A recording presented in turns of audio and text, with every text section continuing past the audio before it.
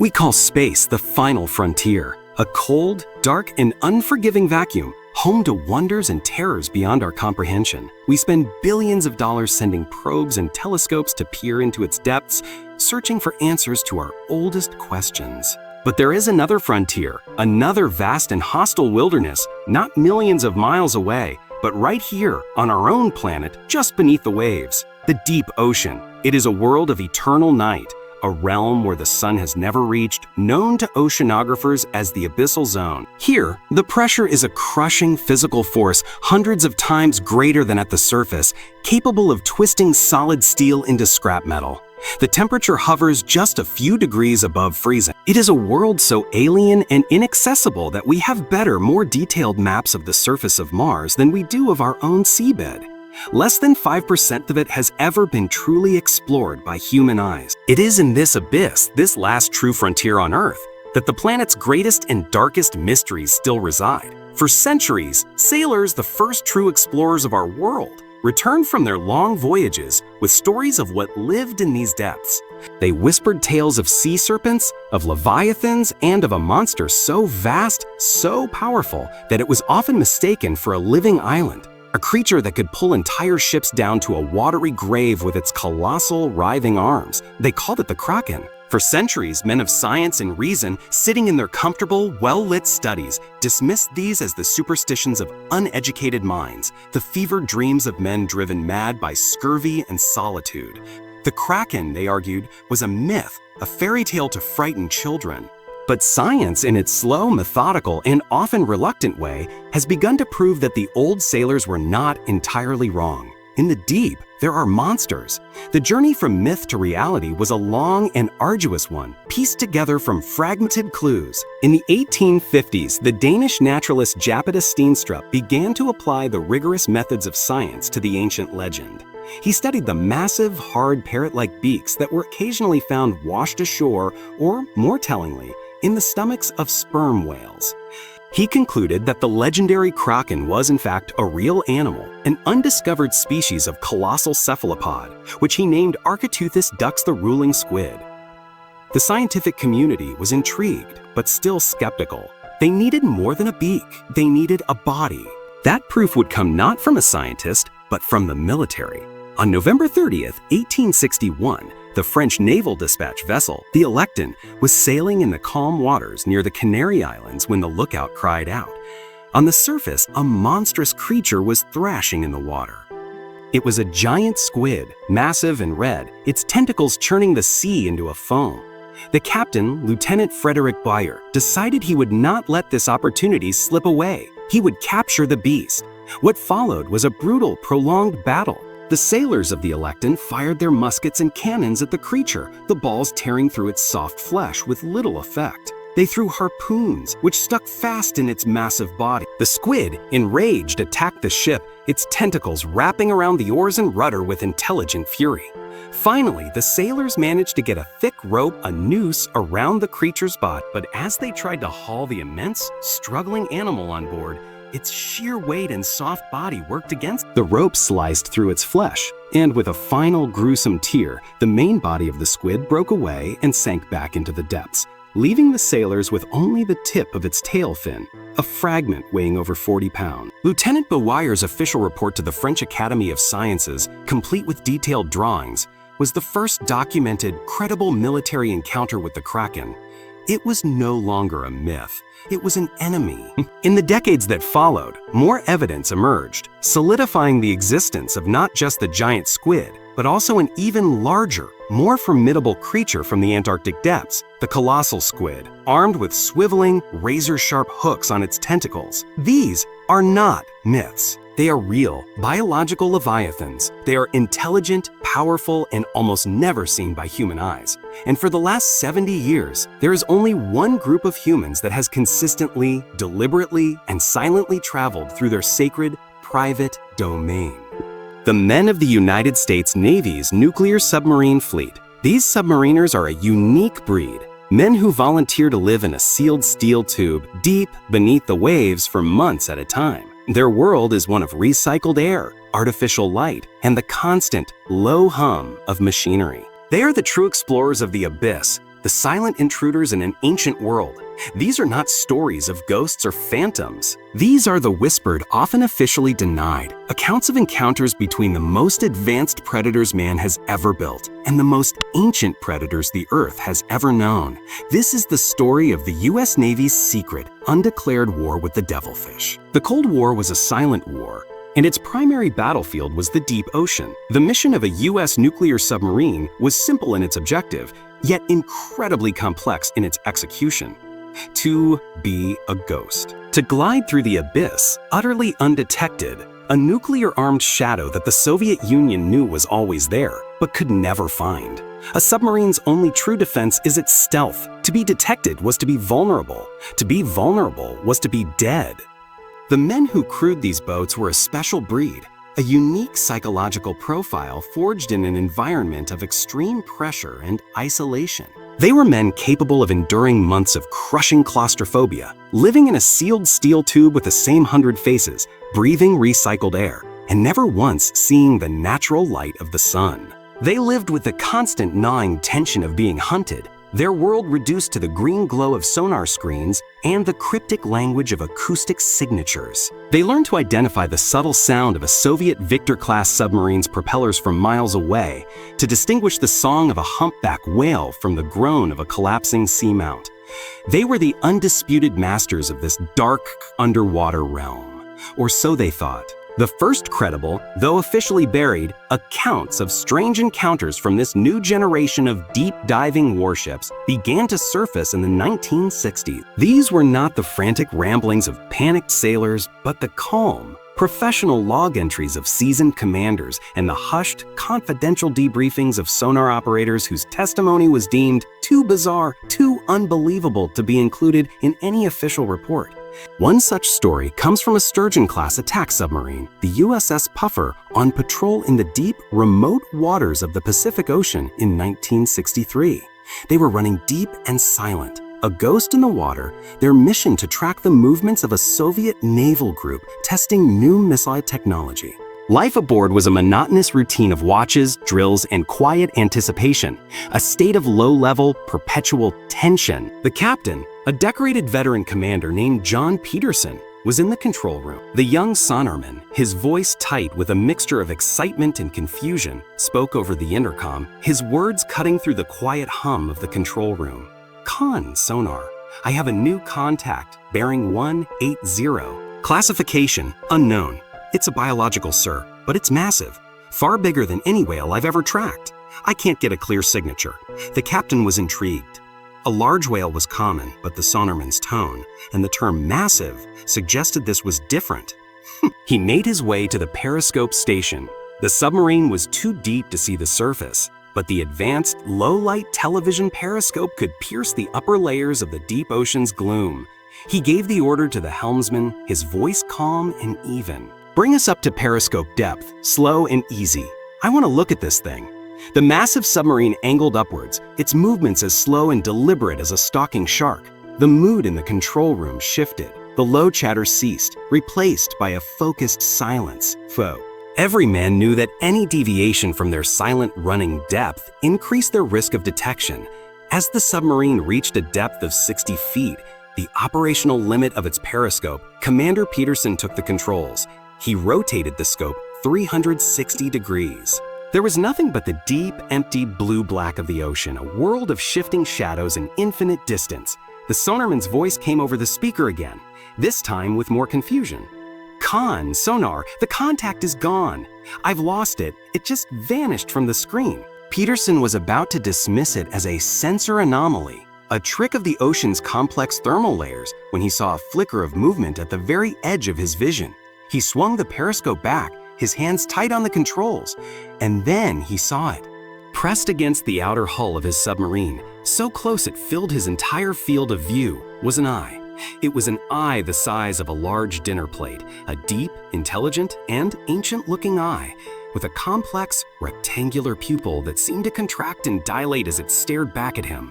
It was not the simple vacant eye of a fish or a whale. It was the eye of a profound intelligence, and it was staring directly back at him, into the heart of his submarine.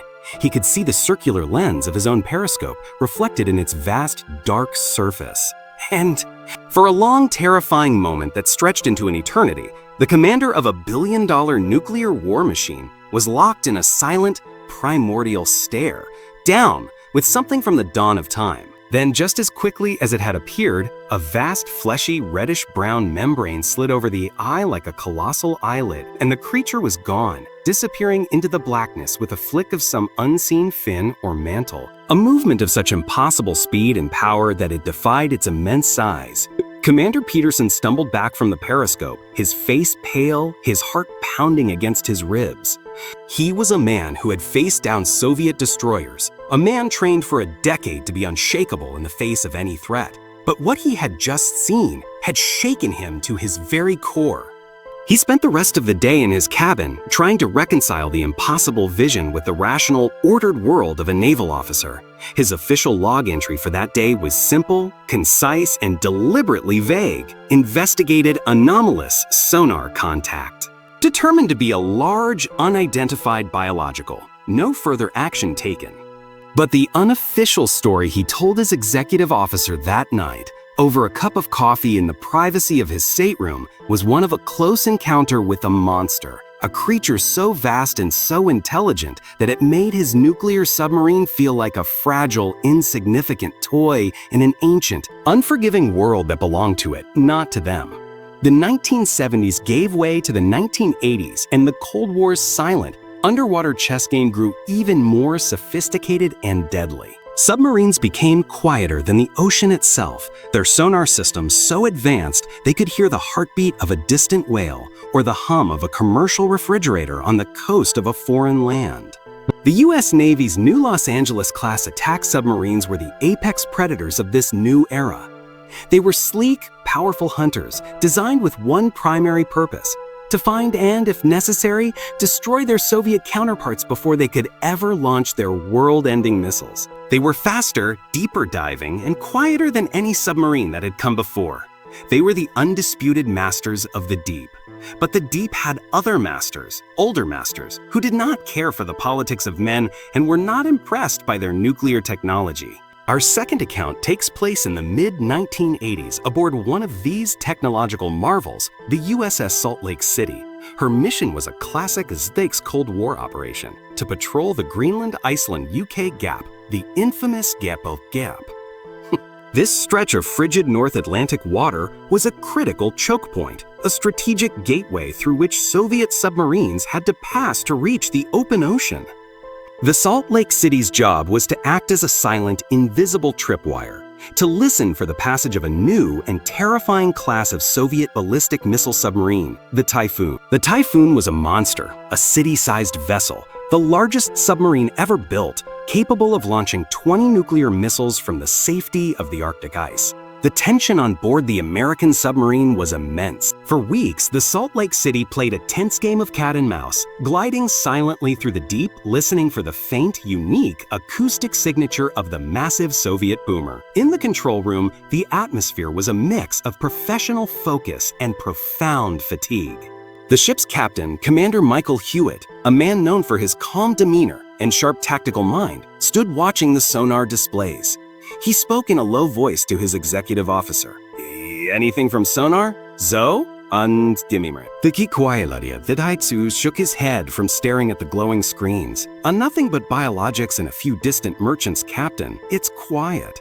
Too quiet. Hewitt nodded, his gaze never leaving the displays. That's what worries me. The Typhoons are designed to be holes in the water. Keep the men sharp. I don't want any surprises. One evening, while running at a deep, silent patrol depth, the surprise came. But it wasn't from the Soviets. Without any warning, the entire 6,000-ton submarine was rocked by a sudden, violent jolt. It was not an explosion. It was a heavy, grinding impact that shuddered through the entire vessel, sending a shockwave from bow to stern. In the control room, men were thrown against their consoles. Red lights for minor system faults flashed on the main board. The officer of the deck, a young lieutenant, gripped his console to stay upright, his face white with shock. He yelled into the ship's microphone, his voice tight with alarm. All stop. Damage control report? What the hell was that?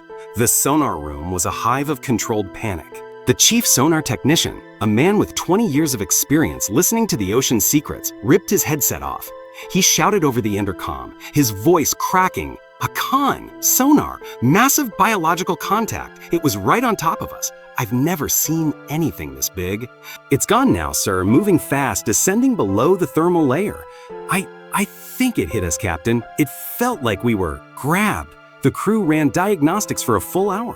Miraculously, there were no hull breaches, no major system failures. But the submarine had been violently shaken, a terrifying experience for a crew sealed inside a pressurized tube thousands of feet beneath the surface. The captain, Commander Hewitt, was baffled. There were no uncharted seamounts on his charts. And no animal, no matter how large, should be able to physically jolt a vessel of their size. The official explanation he logged was a suspected underwater landslide on a steep, uncharted seamount. It was a plausible, if unlikely, explanation. He logged the sonar chief's report of a massive biological as a secondary note and cautiously resumed their mission. It wasn't until a month later, when the USS Salt Lake City returned to its home port at Groton, Connecticut, and was brought into the massive concrete cavern of a dry dock for routine maintenance, that the true, terrifying nature of their encounter was revealed. As the last of the seawater drained from the dry dock, the crew members who had gathered to watch the procedure, a common ritual, fell into a stunned silence. A collective gasp went through the crowd of hardened sailors. Along the port side of the submarine's massive black hull, which was normally a smooth, featureless tube, were a series of enormous deep scratches and gouges. They were scraped into the high-yield steel as if by a giant metal rake. The hardened anchoic tiles that coated the submarine to absorb sonar signals had been torn away in great strips, revealing the raw silver metal beneath. But it was what they found embedded in these scratches that turned their stunned silence into cold, creeping horror. Naval engineers, sent to inspect the damage, found large rubbery fragments of what could only be described as flesh tangled in the damaged areas. And more chillingly, they found pieces of giant, circular suction cups, some the size of a dinner plate. Embedded within the center of these suction cup fragments were sharp, serrated rings of chitinous teeth, the signature weapon of a colossal or giant squid. The evidence was undeniable. The submarine had not hit a seamount, it had been grabbed. A creature of immense size and power, a true leviathan of the deep, had mistaken their multi-billion-dollar war machine for a rival sperm whale and had attacked it, wrapping its massive tentacles around the hull in a deadly, crushing embrace. The arrival of a group of grim-faced men in civilian clothes from naval intelligence confirmed the gravity of the situation. The dry dock was immediately declared a restricted area. The crew was debriefed and sworn to secrecy, ordered never to speak of what they had seen. The official report, buried deep in a classified archive, listed the cause of the damage as a collision with an uncharted underwater obstacle. But the unofficial story, the whispers that spread through the submarine community, was one of a close encounter with the Kraken. The men of the Salt Lake City had been touched by the devilfish, and the scars on their ship were proof that the monsters of the deep were very, very real. Encounters like the ones with the puffer and the Salt Lake City were fleeting, terrifying, but ultimately non-hostile. They were brushes with the unknown, glimpses of the giants that lurked in the abyss. But there is another, darker category of stories, accounts that suggest these encounters were not always accidental. These are the stories of what the submariners called aggressive biologicals, encounters where the creature was not merely curious, but actively hostile. This next account, pieced together from the anecdotal testimonies of several crew members who served in the 1990s, is perhaps the most terrifying of all. It concerns an Ohio-class ballistic missile submarine, the largest and most powerful class of submarine ever built for the U.S. Navy. These vessels are over 560 feet long, displacing more than 18,000 tons. They are not attack submarines designed to hunt other vessels. They are boomers, floating submerged arsenals carrying up to 24 Trident nuclear missiles, each capable of destroying a city. Their mission is not to fight, but to hide, to remain a silent, invisible, and absolutely invulnerable guarantor of mutually assured destruction. An attack on an Ohio-class submarine is not just an attack on a ship. It is a direct threat to global stability. The story takes place aboard the USS Ohio, the lead boat of her class, during a silent deterrent patrol deep in the Pacific Ocean. For weeks, the submarine had been a ghost in the water, her crew of over 150 men maintaining the monotonous, high-stakes routine of their critical mission. In the control room, the atmosphere was one of quiet professionalism. The captain, Commander Wallace, a veteran of a dozen such patrols, watched the world through the green glow of his instrument panels. His Zeu approached him, holding a clipboard. "Captain, all systems report green. We are on schedule, on course, and completely silent." So, the captain nodded, his eyes never leaving the navigation display. "Good. Let's keep it that way, Zoe. The whole point of this job is for nothing to happen." But something was about to happen. In the sonar room, a space filled with racks of advanced electronics, the technicians were monitoring the bluebirds, the faint acoustic signatures of distant whales, when a new contact appeared on their screen. It was a massive biological larger than anything they had ever tracked, and it was moving with an impossible, terrifying speed, on a direct intercept course with their submarine. The sonar chief's voice was calm but laced with an undeniable tension as he reported to the control room. "I have a massive biological contact, bearing 31 Dahun, closing at high speed. Sir, I've never seen anything move this fast. Its speed is in excess of 40 knots. It's not a whale. Repeat, this is not a whale." In the control room, Commander Wallace felt a cold knot tighten in his stomach. 40 knots was faster than any Soviet submarine. He ordered the submarine to a state of ultra-quiet running, hoping the creature, whatever it was, would pass them by. But the contact did not deviate. It continued on its collision course, closing the distance with alarming speed. The men in the control room braced for impact. What came next was not a simple collision. The entire 18,000-ton submarine was rocked by a series of powerful, rhythmic impacts as if a giant, living battering ram had seized it. Alarms blared through the boat. Men were thrown from their stations. The captain gripped the periscope housing to steady himself, his face a mask of disbelief. A new sound filled the sonar room, a sound so horrifying it made the seasoned technician's blood run cold. It was the grating, cracking noise of a giant, parrot-like beak, scraping and pecking against the submarine's hardened high-yield steel hull.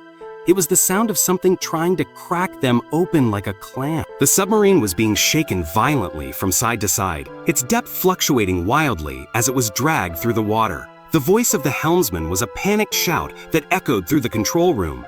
"Captain, I've lost control. The dive planes are not responding." Whatever it is, it has us. Commander Wallace had to make an impossible choice. His primary mission, the mission that had been drilled into him for his entire career, was to remain undetected at all costs. But his submarine, the cornerstone of America's nuclear defense, was under attack by a sea monster. To perform a loud, drastic maneuver like an emergency ballast blow would be to instantly reveal his position to every potential enemy vessel and satellite in the Pacific. It was an admission of catastrophic failure, but to do nothing was to risk the hull being breached, to risk the lives of his 155-man crew, and to lose a vessel carrying enough firepower to end civilization. He looked at his Zetsa's ow, his face set like stone.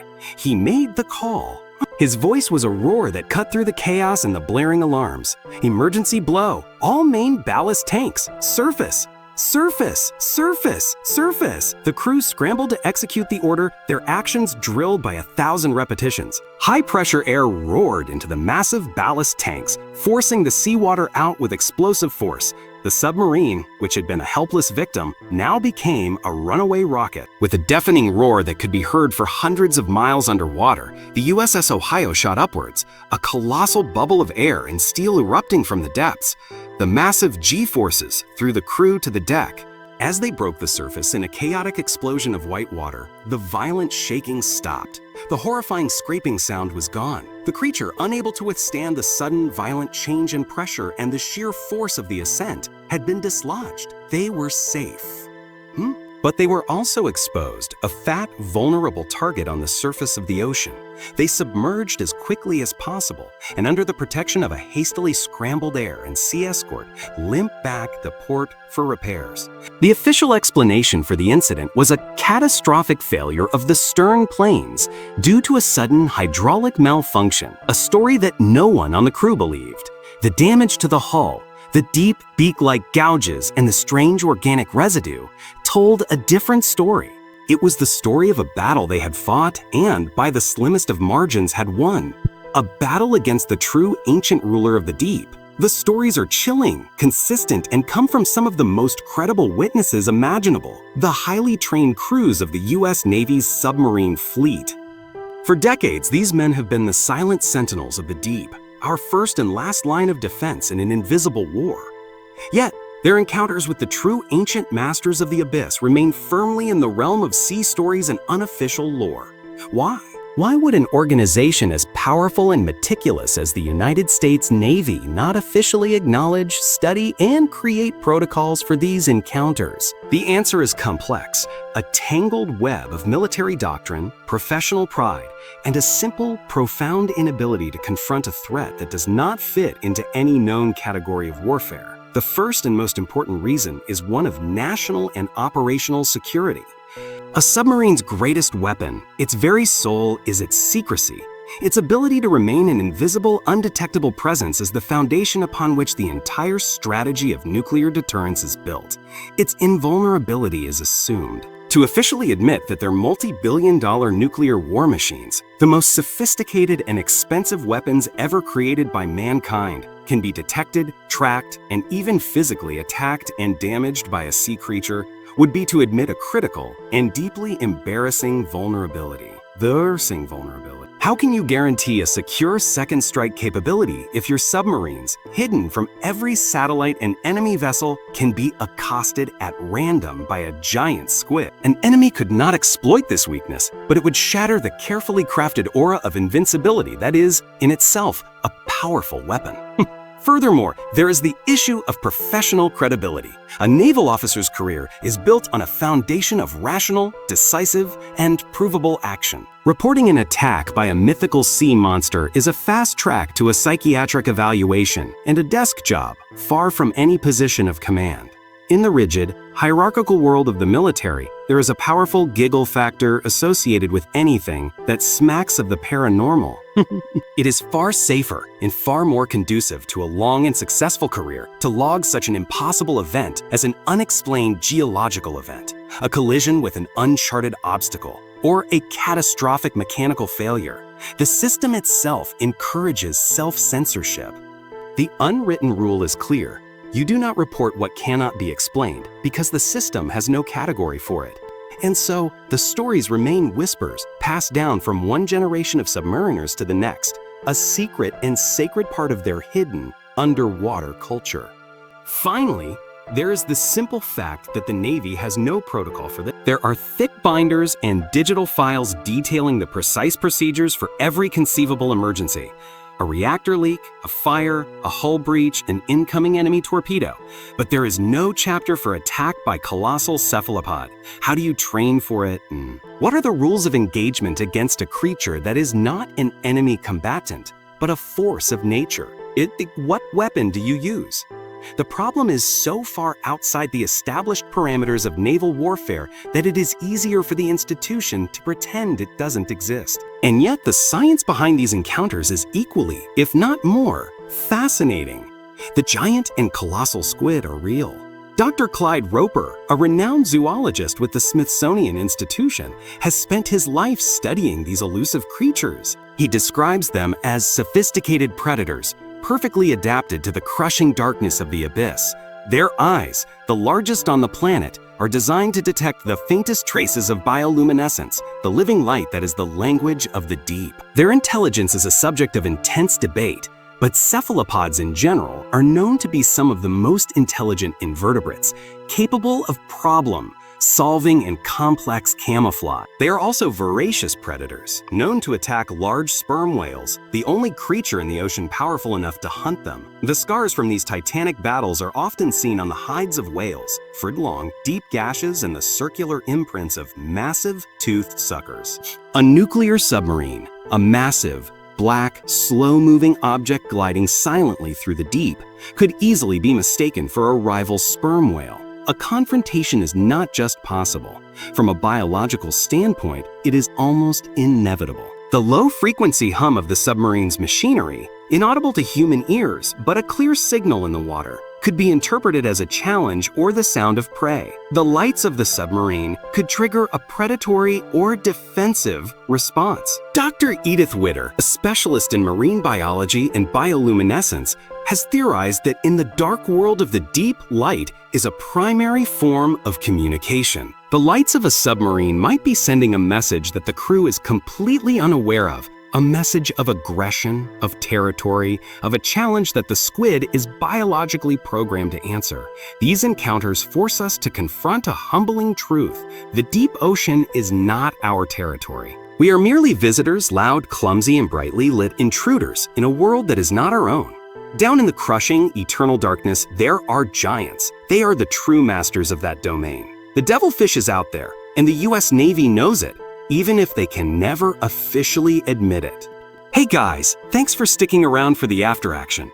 The idea of a colossal squid attacking a nuclear submarine is one of those concepts that feels like it should be pure science fiction. But what makes this story so compelling is that it is grounded in a terrifying reality. These creatures are real, and the US Navy's most advanced submarines spend their entire lives in the creatures' hunting grounds. It's a perfect example of the intersection of military reality and ancient myth. For centuries, sailors told tales of the Kraken, a monster so large it could pull ships down to the depths. We dismissed these as fables. Then, science discovered the giant squid, and we realized the fables were just an exaggeration of a real animal. Now, with these anecdotal accounts from submariners, we are left to wonder if the truth is even stranger. Perhaps the ancient sailors weren't exaggerating after all. There are other, more recent military accounts as well. In 1978, the USS Stein, a Navy frigate, returned to port with its massive rubber sonar dome completely shredded. Embedded in the dome were large, curved claws, much larger than those of any known giant squid. The official investigation concluded that the claws belonged to a colossal squid, a creature that, at the time, was still largely considered theoretical. The damage suggested the creature had been massive. It's a humbling thought that for all our technology and power, our most formidable weapons are still subject to the raw, untamed forces of the natural world. It reminds us that there are still great mysteries left to be solved, not in the stars, but right here, in the dark, unexplored corners of our own planet. The men who serve beneath the waves are on the front lines of that exploration, facing not only human adversaries, but the occasional, terrifying reminder of who truly rules the deep. Thank you again for listening. Your support for the channel is what keeps these explorations going.